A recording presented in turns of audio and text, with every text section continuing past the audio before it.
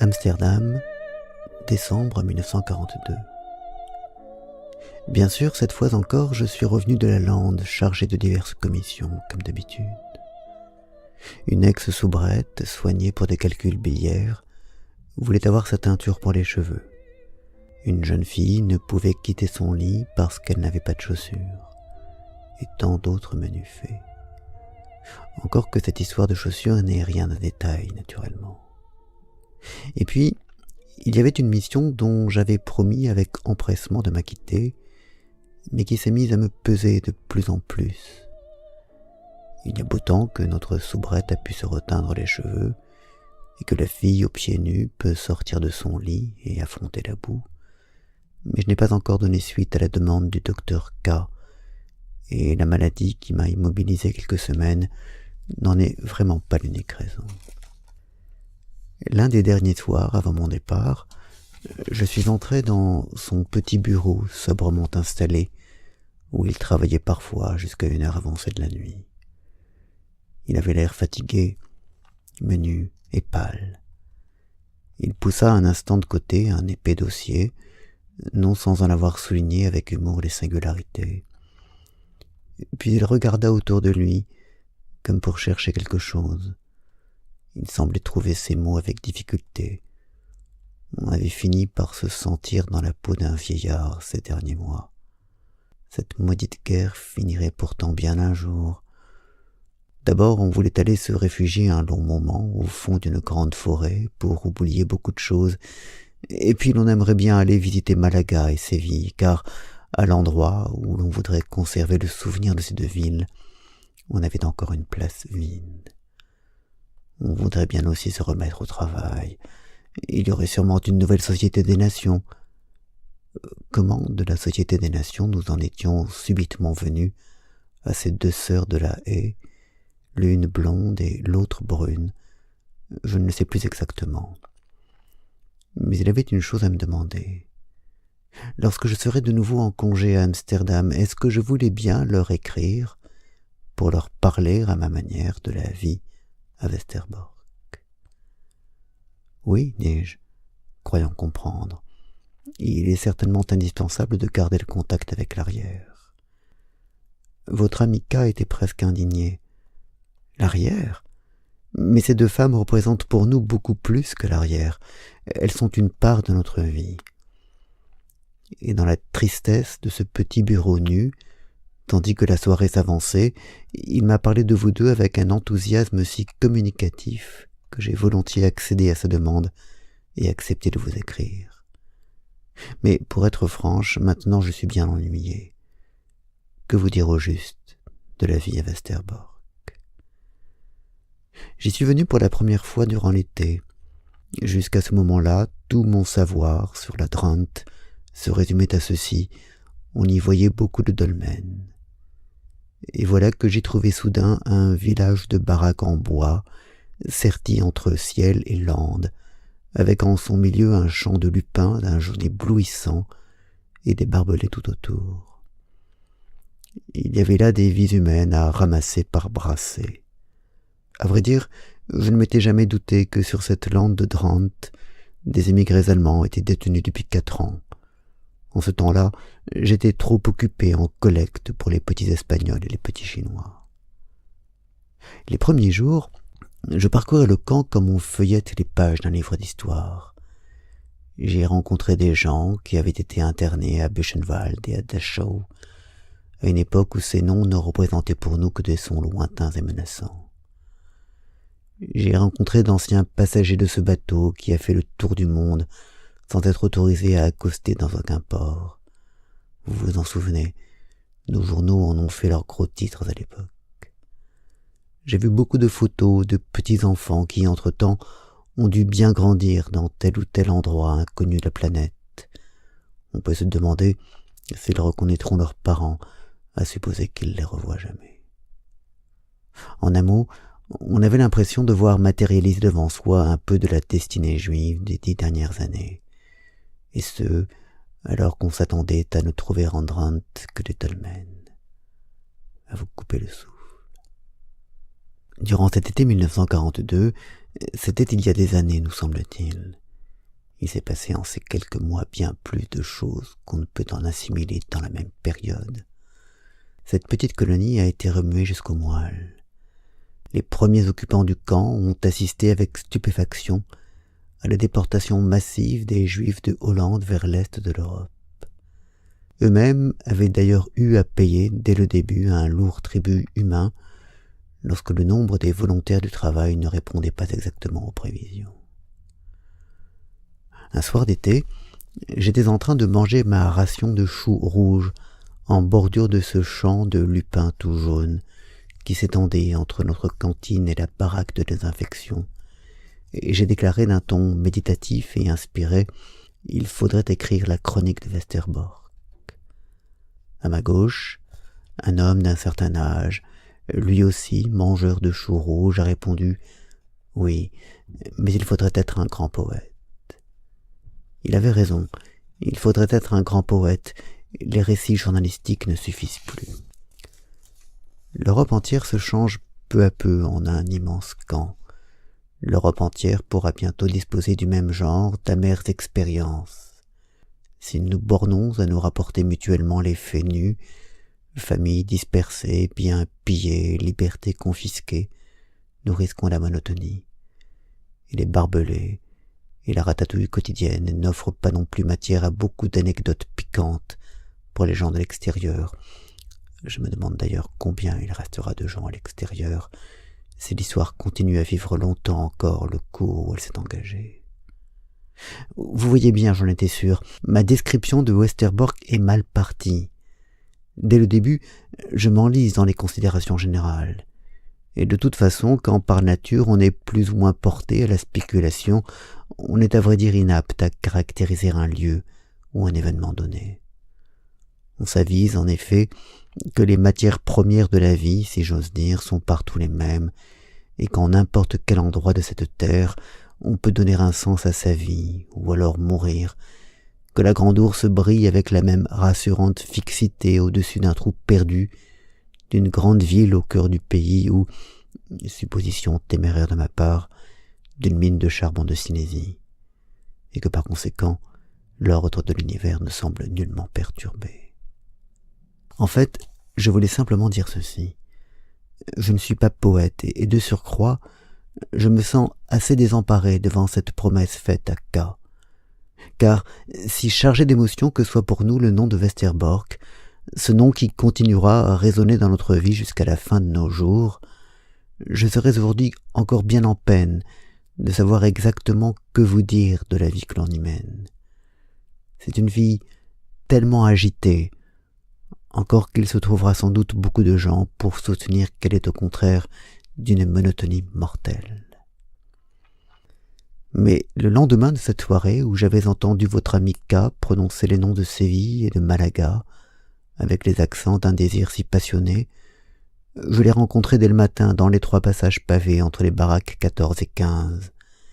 Il était coiffé de son inimitable feutre, que l'on dirait égaré au milieu de toutes ses planches et de ses portes basses. Il marchait vite, car il avait faim, mais a trouvé le temps de me jeter au passage « Vous penserez à ce que je vous ai demandé, n'est-ce pas ? Je vous assure, ce sera pour vous aussi un véritable enrichissement de faire la connaissance de ces 2 sœurs. » Et voilà comment je me retrouve malgré tout à une heure bien plus tardive que prévu, devant quelques feuilles de papier blanc. Alors, Westerbork. Si j'ai bien compris, cet endroit, aujourd'hui foyer de souffrance juive, était, il y a 4 ans encore, sauvage et désert, et l'esprit du ministère de la Justice planait sur la lande. Il n'y avait ici pas un papillon, pas une fleurette, pas le moindre vernisseau, m'assurent tout exciter les plus anciens résidents du camp. Et à présent, je vous donne au hasard un extrait de l'inventaire. Il y a un orphelinat, une synagogue, une morgue et une fabrique de semelles en pleine expansion. J'ai entendu parler de la construction d'un asile d'aliénés, et le complexe des baraques hospitalières, qui s'étend continuellement, compte déjà 1000 lits, d'après les derniers chiffres que je connaisse. La petite prison d'opérette, qui se dresse dans un coin du camp, grande comme un mouchoir de poche, semble ne plus suffire. On projette d'en construire une autre, plus grande. Cela vous paraîtra sans doute assez surprenant, une prison à l'intérieur d'une prison. Il y a des crises de cabinet en miniature, accompagnées des intrigues et des manœuvres dont elles semblent décidément inséparables. Il y a un commandant hollandais et un commandant allemand. Le premier a plus d'ancienneté, le second plus d'autorité. De ce dernier, l'on dit en outre qu'il aime la musique et que c'est un gentleman. Je suis mal placé pour en juger, bien qu'à mon avis, il exerce des fonctions tout de même assez inattendues pour un gentleman. Il y a une salle de spectacle dont les planches, dans un passé glorieux, où la notion de convoi restait à inventer, ont accueilli un Shakespeare affreusement mutilé. Aujourd'hui, la même scène est occupée par des bureaux et des machines à écrire. Il y a de la boue, tant de boue, qu'il faut avoir un soleil intérieur accroché entre les côtes, si l'on veut éviter d'en être psychologiquement victime. Victime de chaussures abîmées et de pieds mouillés, vous me comprenez. Notre camp n'a qu'un étage, et pourtant on y surprend une multitude d'accents, aussi impressionnante que si la tour de Babel avait été élevée parmi nous. Bavarois et groningois, saxons et limbourgeois, agnois et frison oriental, allemand avec l'accent polonais ou russe, hollandais avec l'accent allemand et vice-versa, amsteloddamois des rues et berlinois des faubourgs. Et j'attire votre attention sur le fait que notre colonie couvre au maximum un territoire d'un peu plus d'un demi-kilomètre carré. Les barbelés ne sont qu'une question de point de vue. Nous, derrière des barbelés, disait un jour un indescriptible vieux monsieur avec un geste mélancolique de la main, et eux, là-bas, ils ne vivent pas derrière des barbelés, peut-être? Et il pointait du doigt dans la direction des hautes villas qui se dressent telles des geôliers de l'autre côté de la clôture. Si seulement ces barbelés se contentaient d'entourer le camp, on s'y retrouverait, mais c'est aussi à l'intérieur, autour des baraques et entre elles, que ces fils si caractéristiques du XXe siècle serpentent dans un réseau labyrinthique et impénétrable. De temps à autre, on rencontre des gens, au visage ou aux mains couverts d'écorchures. Aux quatre coins de notre village de bois se dressent des miradors constitués chacun d'une plateforme en plein vent, juchés sur quatre hauts piliers. Un homme casqué et armé d'un fusil y monte la garde et se dessine contre les ciels changeants. Le soir, on entend parfois des coups de feu claquer sur la lande, comme ce jour où un aveugle, en s'égarant, s'était un peu trop approché des barbelés. Voilà bien ce qui rend la tâche si difficile dès que l'on veut parler de Westerbork, son caractère ambivalent. D'un côté, une société stable est en train de s'y former, une communauté constituée certes sous la contrainte, mais douée cependant de toutes les facettes propres à un groupe social humain. De l'autre, un camp conçu pour un peuple en transit et agité de forts remous à chaque déferlement de nouvelles vagues humaines venues de grandes villes ou de provinces, de maisons de repos, de prisons ou de camps disciplinaires, de tous les coins et les recoins les plus perdus de Hollande, pour être déportés de nouveau, quelques jours plus tard, cette fois vers une destination inconnue.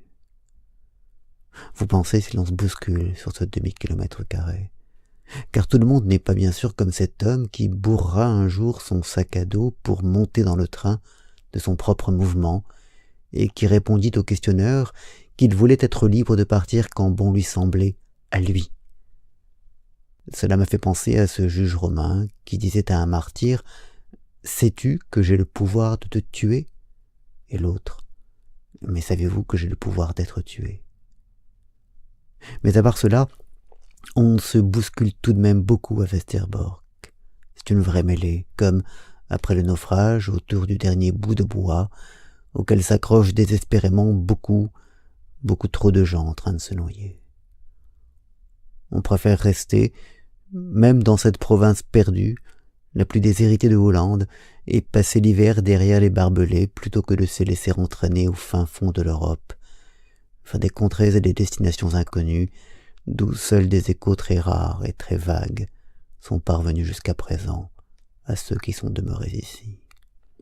Mais le quota doit être rempli, et le train aussi, ce train qui vient chercher sa cargaison avec une régularité presque mathématique. Et l'on ne peut retenir ici chacun en le présentant comme indispensable au camp ou trop malade pour supporter le transport, même si l'on tente de le faire pour beaucoup.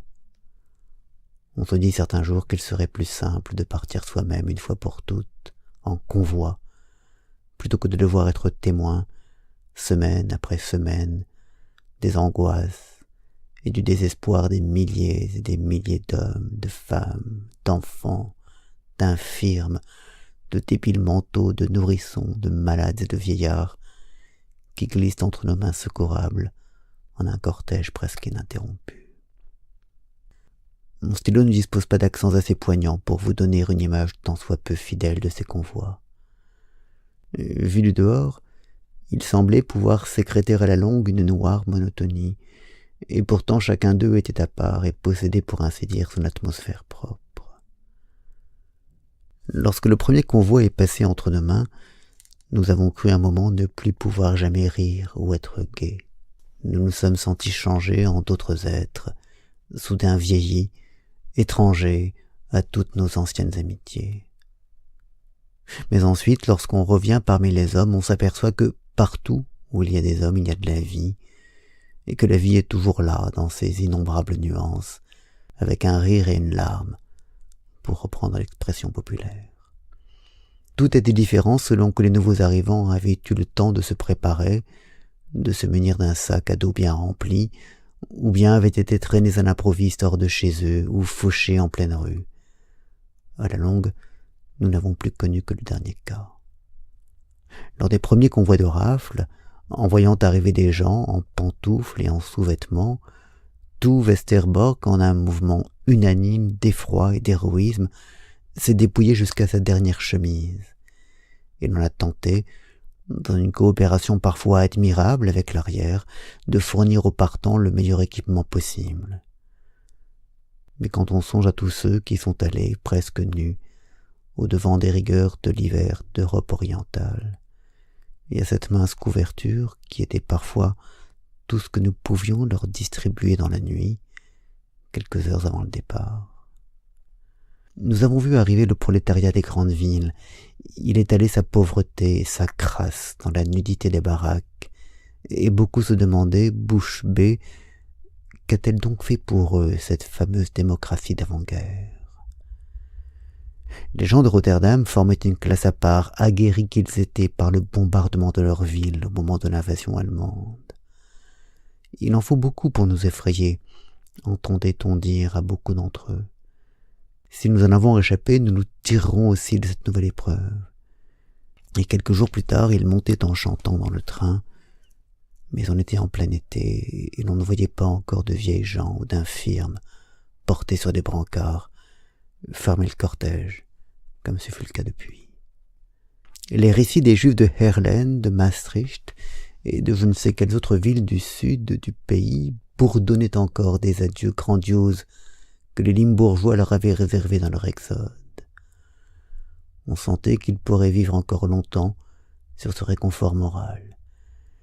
Les catholiques nous ont promis de prier pour nous, et ils savent le faire, ma foi, mieux que nous, disait l'un d'eux. Les gens de Haarlem prenaient leur ton pincé, ceux d'Amsterdam, ils ne peuvent pas s'empêcher de faire de l'humour noir. Il y avait de tout jeunes enfants qui refusaient une tartine, tant que leur père et leur mère n'étaient pas servis. Nous avons vécu une journée singulière lorsqu'un transport nous amena des catholiques juifs ou des juifs catholiques, comme on voudra, nonnes et moines, portant l'étoile jaune sur leur habit conventuel. Je me rappelle 2 garçons jumeaux, dont le beau visage brun évoquait le ghetto et qui, le regard plein d'une sérénité enfantine sous leur capuce, racontaient aimablement, tout au plus un peu étonnés, qu'on était venu à 4h30 les arracher à l'office du matin et qu'à Amersfoort on leur avait donné du chou rouge. Il y avait un autre religieux, encore assez jeune d'allure, qui n'avait pas quitté son couvent depuis 15 ans et se retrouvait pour la première fois dans le monde. Je suis resté un moment à ses côtés en suivant ses regards qui erraient avec calme à travers la grande baraque où l'on accueillait les nouveaux venus. Les hommes au crâne rasé, battus et maltraités, qui avaient déferlé ce jour-là chez nous, portés par la même vague que les catholiques, avançaient en trébuchant dans ce hangar de bois, le geste mal assuré, et tendaient leurs mains vers le pain qui ne suffisait pas. Un jeune juif s'était arrêté devant nous. Il flottait dans sa veste, mais un indestructible sourire moqueur perçait à travers le maquis noir de sa barbe lorsqu'il nous dit « Ils ont fait mine de casser le mur de la prison avec ma caboche, mais elle était plus dure que le mur. » Parmi les foules des têtes rasées se détachaient curieusement celles bandées de blanc, des femmes traitées contre les poux à la baraque de désinfection et qui avaient un air de honte et de chagrin sur le visage. Des petits enfants s'endormaient sur le plancher poussiéreux et jouaient à la guerre entre les jambes des grandes personnes. Voici deux petits qui volettent sans défense autour du corps massif d'une femme étendue sans connaissance dans un coin. Ils n'y comprennent rien. Leur mère reste couchée sans un geste et ne leur répond pas. Un vieux monsieur droit comme un i, cheveux gris et profil aigu d'aristocrate, considère fixement ce tableau infernal et répète sans cesse à part lui « Un jour affreux, un jour affreux ». Et dominant le tout, le crépitement ininterrompu d'une batterie de machines à écrire, la mitraille de la bureaucratie. Par les multiples petits carreaux, on aperçoit d'autres baraques en planches, des barbelés et une lampe arine. Je lève les yeux vers le moine qui retrouve le monde pour la première fois depuis 15 ans et lui demande « Alors, que dites-vous du monde ?» Mais le regard de l'homme en bure brune reste aimable et sans émotion, comme si tout ce qui l'entoure lui était connu et familier, et depuis longtemps. Plus tard, quelqu'un m'a raconté que le soir même, il avait vu un groupe de religieux s'avancer dans la pénombre entre deux baraques obscures en disant leur chapelet, aussi imperturbables que s'ils avaient défilé dans le cloître de leur abbaye. Et n'est-il pas vrai que l'on peut prier partout, dans une baraque en planche, aussi bien que dans un monastère de pierre, et plus généralement en tout lieu de la terre où il plaît à Dieu, en cette époque troublée, de jeter ses créatures. Ceux qui jouissent du privilège exténuant pour les nerfs d'être autorisés à rester à Westerbork jusqu'à nouvel ordre sont exposés à un grave danger moral, celui de l'accoutumance et de l'endurcissement. La somme de souffrances humaines qui s'est présentée à nos yeux durant les 6 derniers mois et qui continue à s'y présenter chaque jour dépasse largement la dose assimilable par un individu durant la même période. C'est d'ailleurs bien ce que l'on entend répéter autour de soi tous les jours et sur tous les tons. Nous ne voulons pas penser, nous ne voulons pas sentir, nous voulons oublier aussi vite que possible. Il me semble qu'il y a là un très grand danger. C'est vrai, il se passe des choses que notre raison, autrefois, n'aurait pas cru possibles.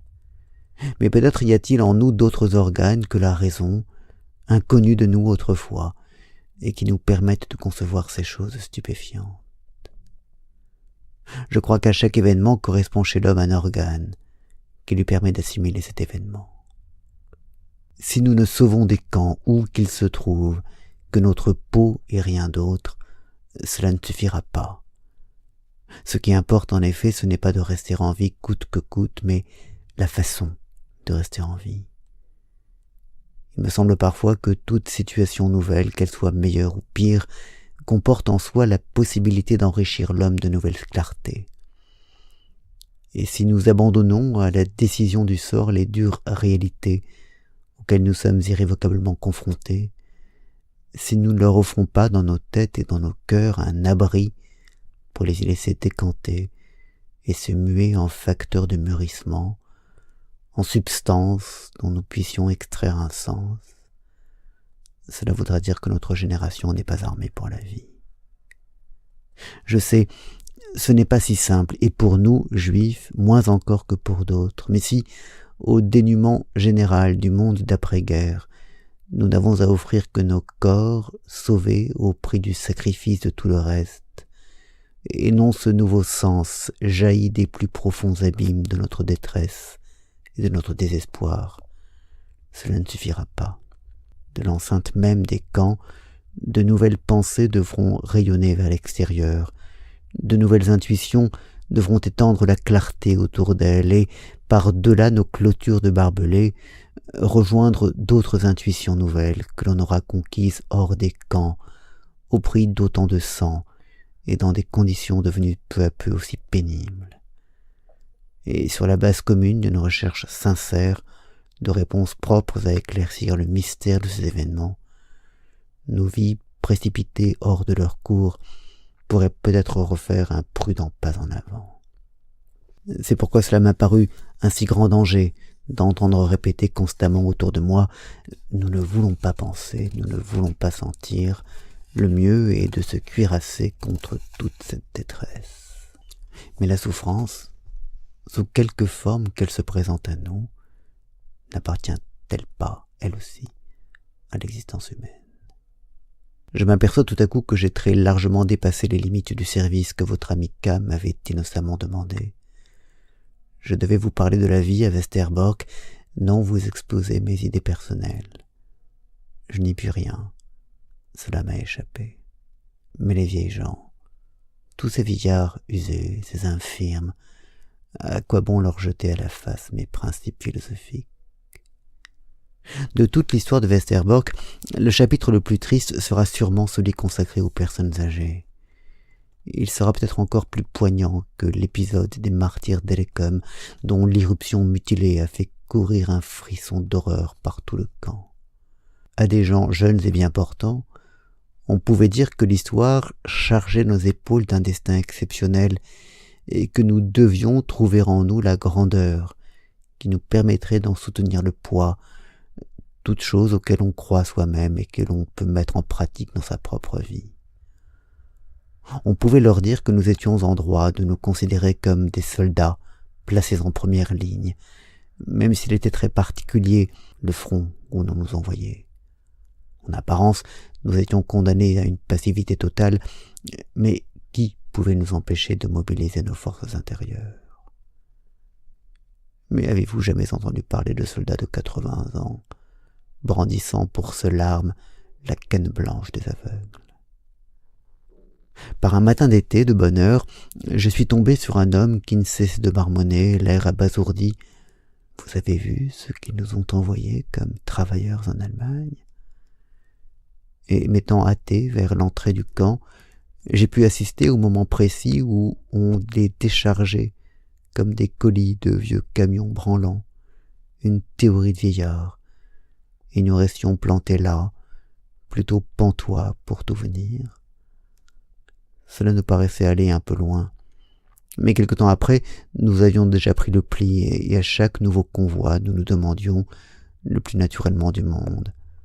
Alors, il y avait beaucoup de vieillards et d'infirmes cette fois-ci.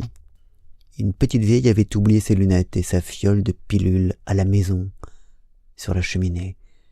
Comment faire pour les récupérer, demandait-elle, et d'ailleurs, où se trouvait-elle exactement, et où l'emmenait-on? Une femme de 87 ans s'accrochait à ma main avec tant de force que j'ai cru qu'elle ne la lâcherait plus jamais. Elle me racontait que les marches de sa maison avaient toujours reluit de propreté, et que pas une fois dans sa vie elle n'avait jeté ses habits sous son lit en se couchant. Et ce petit monsieur tout voûté de 79 ans. 52 ans de mariage, me dit-il, sa femme en traitement à l'hôpital d'Utrecht, et lui, on allait l'amener loin de la Hollande dès le lendemain. Je pourrais continuer ainsi pendant des pages et des pages. Vous n'auriez encore qu'une faible idée de la situation, de cette masse traînante, trébuchante, effondrée, démunie, de ces questions naïves et puériles. Les mots, ici, nous étaient d'un maigre secours et une main sur l'épaule pesait parfois trop lourd. Non, vraiment, ces vieilles gens, c'est un chapitre à part.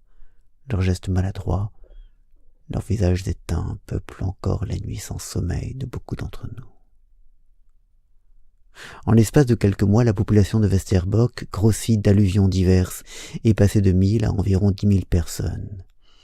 La plus forte croissance date des terribles journées d'octobre, de l'époque où l'immense battue aux Juifs menée par tout le pays avait déclenché à Westerbork une inondation humaine qui a failli submerger le camp.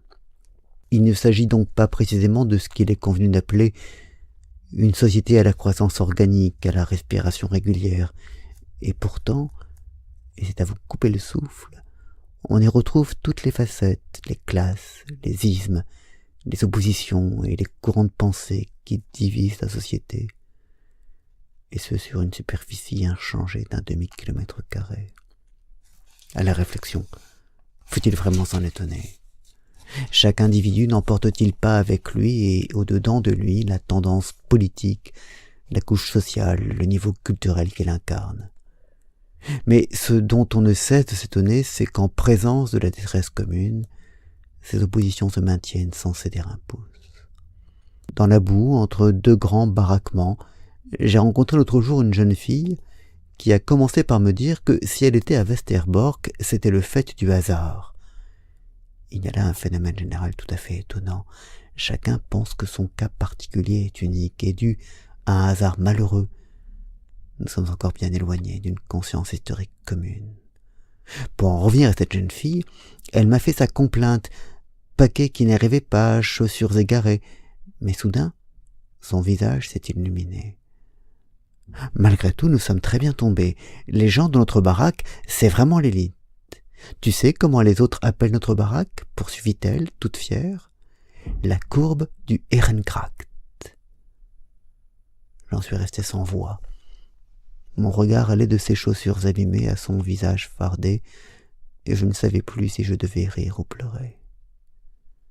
De toutes les pénuries dont souffre Westerbork, la pénurie de place est certainement la pire. Sur une population de 10 000 personnes, 2 500 environ sont logés dans les 215 petits pavillons qui constituaient autrefois l'essentiel du camp et qui, à l'ère pré-déportationnaire, abritaient une famille chacun. Chacune de ces maisonnettes comprend 2 petites pièces, parfois 3, avec une cuisine où se trouve un point d'eau et les toilettes. La porte d'entrée n'a pas de sonnette, ce qui abrège d'autant les formalités. Cette porte ouverte, on se trouve sans transition en plein milieu de la cuisine. Si l'on veut rendre visite à des amis qui ont élu domicile dans la pièce du fond, on tente une percée avec un sans-gêne qui s'apprend très vite, à travers la première pièce, où la famille vient par exemple de se mettre à table. On se chamaille, on se dispose à se coucher selon les cas.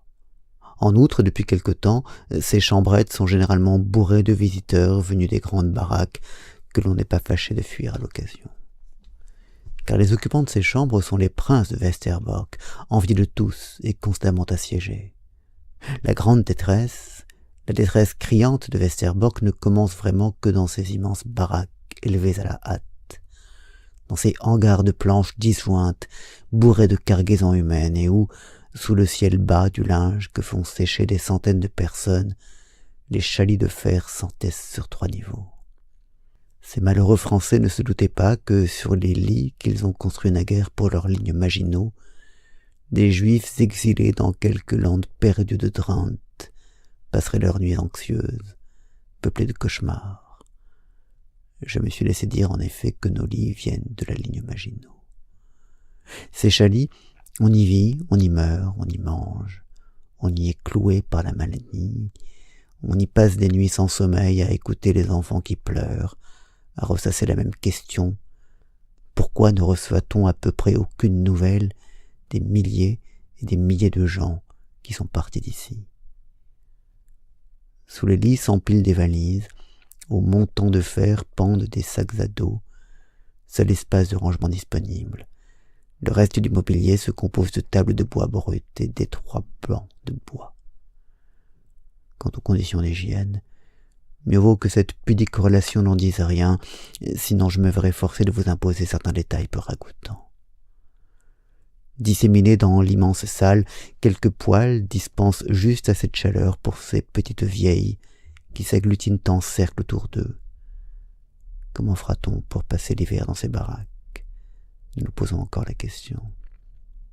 Ces grands entrepôts humains ont tous été montés de la même façon, en plein champ de boue, et équipés avec la même sobriété, dirons-nous. Mais l'étrange est que, passant par telle baraque, on a l'impression de traverser un misérable taudis, tandis qu'une autre vous fait presque l'effet d'un quartier bourgeois.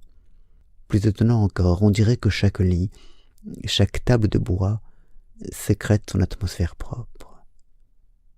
Dans l'une de ces baraques, je connais par exemple une table où le soir, une chandelle brûle dans une lanterne de verre. 7 ou 8 personnes s'y retrouvent, et l'on appelle cela le coin des artistes. On avance de quelques pas jusqu'à la table suivante, qu'entourent également 7 ou 8 personnes, et où traînent, au lieu de chandelles, quelques casseroles sales. C'est la seule différence, mais on a l'impression de tomber dans un autre monde. Des conditions de vie semblables ne suffisent apparemment pas à produire des êtres humains semblables. Parmi ceux qui échouent sur cette aride pan de lande de 500 mètres de large sur 600 de long, on trouve aussi des vedettes de la vie politique et culturelle des grandes villes. Autour d'eux, les décors de théâtre qui les protégeaient ont été soudain emportés par un formidable coup de balai, et les voilà, encore tout tremblants et dépaysés, sur cette scène nue et ouverte aux 4 vents qui s'appelle Westerbork. Arrachés de leur contexte, leurs figures sont encore auréolées de l'atmosphère palpable qui s'attache à la vie mouvementée d'une société plus complexe que celle-ci. Ils longent les minces barbelés et leurs silhouettes se découpent en grandeur réelle, vulnérables, sur l'immense plaine du ciel. Il faut les avoir vus marcher ainsi. La solide armure que leur avait forgée position sociale, notoriété et fortune est tombée en pièces, leur laissant pour tout vêtement la mince chemise de leur humanité. Ils se retrouvent dans un espace vide, seulement délimité par le ciel et la terre, et qu'il leur faudra meubler de leurs propres ressources intérieures. Il n'y a plus rien d'autre.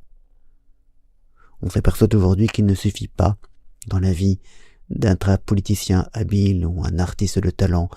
Lorsqu'on touche au fond de la détresse, la vie exige bien d'autres qualités. Oui, c'est vrai. Nous sommes jugés à l'aune de nos ultimes valeurs humaines. Ce long bavardage vous a peut-être induit à supposer que je vous ai effectivement donné une description de Westerbork. Mais lorsque j'évoque à part moi ce camp de Westerbork avec toutes ses facettes, son histoire mouvementée, son dénuement matériel et moral, je sens que j'ai lamentablement échoué. Et de surcroît, il s'agit d'un récit très subjectif. Je conçois qu'on puisse en faire un autre, plus habité par la haine, l'amertume et la révolte. Mais la révolte, qui attend pour naître le moment où le malheur vous atteint personnellement, n'a rien d'authentique et ne portera jamais de fruits. Et l'absence de haine n'implique pas nécessairement l'absence d'une élémentaire indignation morale. Je sais que ceux qui haïssent ont à cela de bonnes raisons. Mais pourquoi devrions-nous choisir toujours la voie la plus facile, la plus rebattue? Au camp, j'ai senti de tout mon être que le moindre atome de haine ajouté à ce monde le rend plus inhospitalier encore. Et je pense, avec une naïveté puérile peut-être, mais tenace, que si cette terre redevient un jour tant soit peu habitable, ce ne sera que par cet amour dont le juif Paul a parlé jadis aux habitants de la ville de Corinthe, au 13e chapitre de sa première lettre.